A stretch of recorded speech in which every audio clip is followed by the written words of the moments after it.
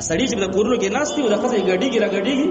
او سړی د وزي راوزي دا د یوسف د وسان دي دا او د یوسف باره کې نبی علیه السلام دا به جنت ته داخلي دي دا د وسان دي ښځې به کېنولي په ګاډیو کې دا ښځه چې لپاره کېنوي دا ضمیر پوښتنه تاسو ځان کړې دا ښځه چې روسي وباسي او جنج وباسي چې لپاره یې وباسي کستا چکر مقصود وي شته په اسلام کې چکر خپل ښځې له چکر ورکول شته خپل ګاډي وګروله ښه زبردست بر اخرت یې بوز ځان خپل اخلاق اخلاق او اصول ته هیڅ مشکل نشته خپل ځان څخه خپل لوريان ځان څخه بوز هیڅ مشکل بدا کې نشته خو تا چې په بودونه کې پردي ګاډي نه وسلې دي خپل نه وسلې دي او د خزونه ډکړې دي دا څه مقصد دی دغه د جواب خپل تاسو دا مقصد دی دا دی چې د ما خپل خزه او زما لور او زما خور او زما ګوانډي خلک کومي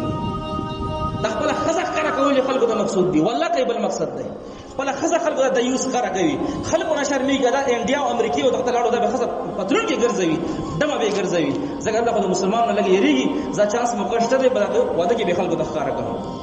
دا خیرت ته مونږ دا موږ چې منځونه کوو دا موږ هغه چې اعلام مومنان یو دا موږ پختره او خلک یو چې موږ اسلام باندې بغیر تور نه